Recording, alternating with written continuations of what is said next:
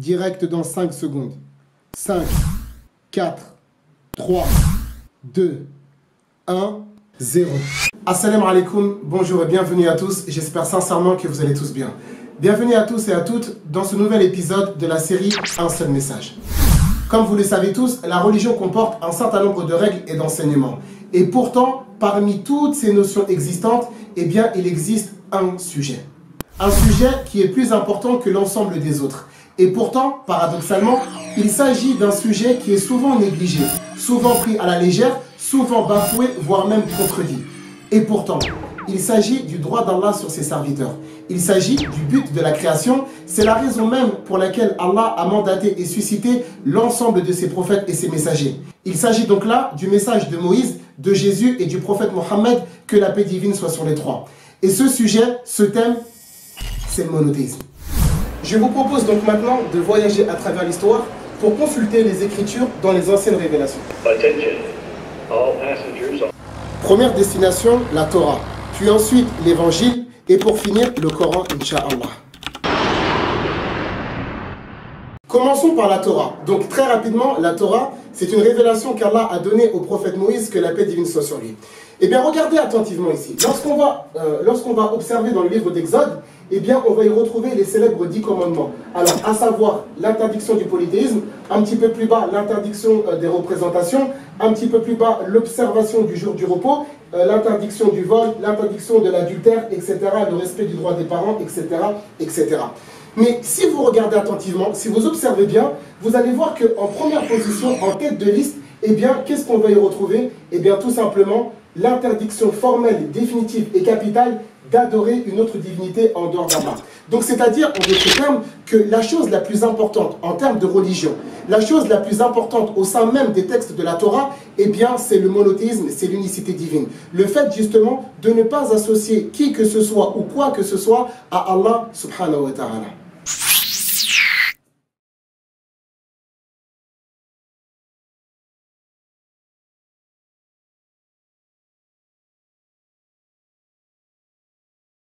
Le grand Messie promis aux enfants d'Israël, le prophète Jésus, que la paix divine soit sur lui. Alors, le prophète Jésus, que la paix divine soit sur lui, viendra des centaines et des centaines d'années après Moïse, que la paix divine soit sur lui. Mais cependant, il viendra avec une religion qui est similaire, identique et semblable à celle de Moïse, que la paix divine soit sur lui. C'est-à-dire qu'il est venu avec les mêmes enseignements principaux, mais cependant, lorsque nous allons consulter les textes de la Torah ainsi que les textes des évangiles, nous allons noter et nous allons distinguer une petite différence sur l'aspect législatif et sur l'aspect juridique. Et si vous vous rappelez bien tout à l'heure, nous avions mentionné et stipulé que Moïse, que la paix divine soit sur lui, a reçu la Torah en tant que révélation. Et bien, à son tour, Jésus, que la paix divine soit sur lui, aura lui aussi sa révélation que l'on appelle l'évangile. Alors, lorsqu'on va consulter les textes des évangiles, un homme est venu, donc il s'est présenté à Jésus pour lui poser une question très importante, capitale et déterminante. Il lui demande, quel est le plus grand des commandements? Et si vous vous rappelez bien tout à l'heure, lorsqu'on a consulté les textes de la Torah, nous avons vu que le premier des commandements, c'est-à-dire le commandement le plus important, celui qui a le plus de mérite, d'importance et de valeur, eh bien c'était l'unicité divine et justement le fait de ne pas donner à Allah un quelconque associé. Alors qu'est-ce que Jésus va répondre? Écoute Israël, le Seigneur, notre Seigneur est l'unique Seigneur. Alors si vous regardez bien ici, on a une parfaite symétrie entre le texte de la Torah et le texte des évangiles. Et ça prouve justement de manière définitive, finale et catégorique que la religion de Moïse et Jésus, eh bien, elle est exactement la même et que la première des choses sur lesquelles ils ont mis l'accent, eh bien, c'est le monothéisme, l'unicité divine.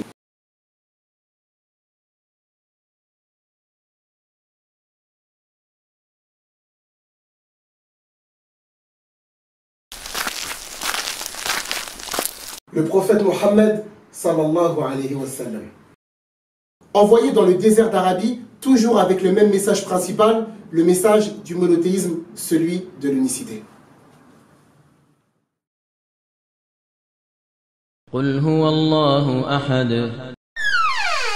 Alors, qui est-ce qui pourrait m'expliquer précisément en quoi consiste le monothéisme? C'est pas suffisant. Oui, mais ça n'est pas tout. Alors, rapidement, le monothéisme, qu'est-ce que c'est? Le monothéisme, c'est le fait de reconnaître et d'attester qu'Allah est le Seigneur de toutes choses. En d'autres termes, c'est croire qu'Allah a tout créé seul, sans associé, sans assistant, sans partenaire, etc. Croire également qu'Allah est le seul qui se charge de la subsistance de ses créatures, qu'il les préserve, leur octroie et leur fournit toutes choses nécessaires à leur bien-être et à leur survie. C'est également croire qu'Allah règne en roi et maître absolu et que chaque élément de vie lui appartient et qu'il a contrôle et pouvoir sur l'ensemble de la création.